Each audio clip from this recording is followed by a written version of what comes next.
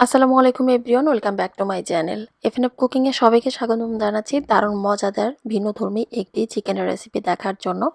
অর্থাৎ এর আগে কিন্তু আমি আপনাদেরকে chicken fried rice, vegetable fried rice দুটোই কিন্তু শেয়ার করেছি, যেটা অল্প সময়ের ভেতরে সবাই পছন্দ করেছেন। তো আপনাদের পছন্দের আঙ্গিকে আজকে দারুণ মজাদার একটি চাইনিজ রেসিপি শেয়ার করব। অর্থাৎ এই রেসিপিটাকে বলা হয় চিকেন ফাহিতা রাইস। এই রাইসটা আসলে কম সময়ে তৈরি করা যায়। বাচ্চা থেকে বড় সবাই খেতে এটা খুবই পছন্দ করবে, কারণ খেতে কিন্তু অসম্ভব রকমের মজাদার হয়ে থাকে। তো চিকেনটা প্রথমে আমি মেরিনেট করে নিব। আর এখানে 1 কাপের মতো চিকেন নিয়েছি, মানে মুরগির মাংসটাকে একটু পাতলা করে এবং লম্বালম্বিভাবে আমি কেটে নিয়েছি। এখন এর ভেতরে আমি আসলে বেশ কিছু গুঁড়ো মশলা দিয়েছি। আসলে ওইগুলো আমার মানে আমি ভেবেছিলাম যে ভিডিওটা অন করা আছে, তো ভিডিওটা আসলে অন করা ছিল না, যার কারণে আমি এক এক করে মশলাগুলো দিয়েছি। তো আপনাদেরকে আমি আসলে ওইভাবে আর দেখাতে পারছি না, তবে আমি মুখে বলে দিচ্ছি। মশলার ভিতরে এখানে দিয়েছি মরিচ গুঁড়ো, জিরা গুঁড়ো, গরম মশলার গুঁড়ো এবং সেই সঙ্গে দিয়েছি হচ্ছে স্বাদমতো কিছুটা লবণ এবং সয়া সস দিয়েছি 1 চা চামচের মতো। তারপরে এখানে আমি দিয়েছি চিলি ফ্লেক্স, গোলমরিচের গুঁড়ো। এরপর এখানে দিয়ে দিচ্ছি হচ্ছে পাতলা মিহি কুচি করে কেটে রাখা রসুন। তারপরে দিয়ে দিচ্ছি হচ্ছে লেবুর রস এখানে 1/2 চা চামচের মতো দিয়েছি। তো লেবুর রস এবং রসুন কুচি সবকিছু দিয়ে দেওয়ার পর এখন সব মশলার সঙ্গে মুরগির মাংসটাকে খুব ভালোভাবে মেখে নিতে হবে। আর এখানে যে আমি রসুনের কুচিটা দিয়েছি, এটা কিন্তু না দিলে হবে না, এটা কিন্তু অবশ্যই দিতে হবে। তো সমস্ত মশলার সঙ্গে মুরগির মাংসটাকে ভালোভাবে মেখে নেওয়ার পর হাতে যদি সময় থাকে তো 10 থেকে 15 মিনিটের জন্য এটা একটু মেরিনেট করে রাখতে পারেন, তাহলে টেস্টে ভালো আসে। আর হাতে যদি সময় না থাকে তো সরাসরি চাইলে এটা রান্না করা যাবে। আর রাইসটা রান্না করার জন্য এখানে আমি আগে থেকে সুগন্ধি কালিজিরা চাল মানে যেটাকে পোলাওয়ের চাল বলা হয়, সেটা আমি ভাত রান্না করে একদম ঠান্ডা করে নিয়েছি। এখন চলে যাচ্ছি রান্নাটা করার জন্য। রান্নার জন্য এখানে দিয়ে দিচ্ছি তেল। আপনারা চাইলে তেলের পরিবর্তে এখানে কিন্তু বাটারও দিতে পারেন। আসলে বাটার দিলে কিন্তু টেস্টটা বেশি ভালো আসে। আমার হাতের কাছে ছিল না জন্য দিইনি।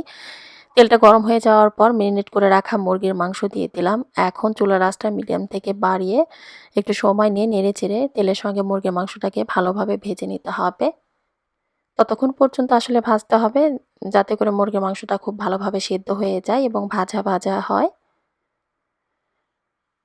আর এই মুরগির মাংস আসলে সেদ্ধ করার জন্য কিন্তু বাড়তি কোনো পানি দিতে হবে না, কারণ একটু নেড়েচেড়ে এটা ভেজে নেওয়ার পর দেখবেন যে এখান থেকে সামান্য একটু পানি উঠবে এবং সেই পানিতে কিন্তু মুরগির মাংসটা ভালোভাবে সেদ্ধ হয়ে যাবে।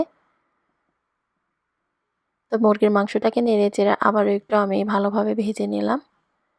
তো ভাজা হয়ে যাওয়ার পর এখন দিয়ে দিয়েছি পেঁয়াজ এবং বেল পেপার। পেঁয়াজটাকে দিয়ে দেওয়ার পর 1 মিনিটের মতো একটু ভেজে নিব মুরগির মাংসের সঙ্গে। তারপরে দিয়ে দিব হচ্ছে এখানে বেল পেপার। এখানে আমি লাল এবং সবুজ 2 রঙের বেল পেপার নিয়েছি। আপনারা হাতের কাছে আপনাদের হাতের কাছে যদি একটা বেল পেপার থাকে, মানে শুধুমাত্র 1 রঙের বেল পেপার দিলেও কিন্তু হবে। জাস্ট দেখার সৌন্দর্যের জন্য এখানে 2 রঙের বেল পেপারটা আমি দিয়েছি। বেল পেপারটা দিয়ে দেওয়ার পর 1 থেকে 2 মিনিটের মতো সবকিছুর সঙ্গে নেড়েচেড়ে একটু ভেজে নিব। খুব বেশি সময় নিয়ে এটা ভেজে একেবারে কিন্তু সেদ্ধ করে ফেলা যাবে না। তারপরে এখানে দিয়ে দিচ্ছি আগে থেকে রান্না করে রাখা ভাত। ভাতটা দিয়ে দেওয়ার পর এখন আরও সামান্য পরিমাণে দিয়ে দিলাম সয়া সস। তারপরে দিয়ে দিচ্ছি এখানে আরও সামান্য পরিমাণে চিলি ফ্লেক্স। তারপর দিয়ে দিচ্ছি স্বাদমতো কিছুটা লবণ। লবণটা কিন্তু এখানে একটু বুঝে দিতে হবে, যেহেতু এখানে সয়া সসটা দেওয়া আছে এবং মুরগির মাংসটা মেরিনেট করার সময়ও কিন্তু লবণ সয়া সসটা দিয়েছি। তারপর একটা স্প্যাচুলার সাহায্যে এখন রাইস এবং মুরগির মাংস সবকিছু একত্রে ভালোভাবে উল্টে পাল্টে একটু নেড়েচেড়ে মিশিয়ে নিতে হবে। তো ভাতটা আসলে দিয়ে দেওয়ার পর 2 থেকে 3 মিনিটের মতো একটু নেড়েচেড়ে এটাকে আমি ভেজে নিয়েছি। খুব সুন্দর একটা কালার কিন্তু চলে এসেছে। এই রাইসটা আসলে খেতে অসম্ভব রকমের মজাদার হয়ে থাকে। আপনারা অবশ্যই বাড়িতে একবারের জন্য হলেও এটা তৈরি করে খেয়ে দেখবেন। আশা করছি সবাই এটা অনেক বেশি পছন্দ করবেন। চুলা থেকে নামানোর আগে এখানে দিয়ে দিচ্ছি স্প্রিং অনিয়ন, পেঁয়াজ কলিটা দিয়ে দেওয়ার পর 1-1.5 মিনিটের মতো এখন একটু রাইসের সঙ্গে আমি নেড়েচেড়ে ভেজে নিব। তো রান্নাটা কিন্তু আমার হয়ে গিয়েছে। আর পেঁয়াজ কলিটা কিন্তু চুলা থেকে নামানোর 1 মিনিট আগে দিতে হবে, তা না হলে এটা আগে দিলে কিন্তু নরম হয়ে মানে গলে যেতে পারে। কম সময়ে ঝামেলা ছাড়া দারুণ মজাদার একটি রেসিপি আপনাদেরকে আজকে দেখিয়ে দিলাম। আপনারা কিন্তু অবশ্যই বাড়িতে এটা ট্রাই করে দেখবেন, কারণ খেতে কিন্তু অসম্ভব রকমের মজাদার হয়ে থাকে। তো রেসিপিটি দেখার জন্য সবাইকে জানাচ্ছি অসংখ্য ধন্যবাদ। আমি আসলে আপনাদেরকে একটু সাজিয়ে এটা পরিবেশন করে দেখাচ্ছি।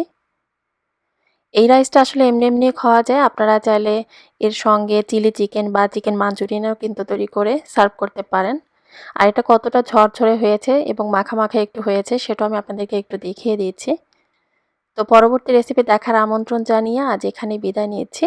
সবাই ভালো থাকবেন, সুস্থ থাকবেন, আমাদের সবার জন্য দোয়া করবেন। এবং আপনারা আমার চ্যানেলে আর কোন ধরনের রেসিপি দেখতে চান সেটাও কিন্তু আমাকে কমেন্টের মাধ্যমে জানাতে ভুলবেন না। আল্লাহ হাফেজ।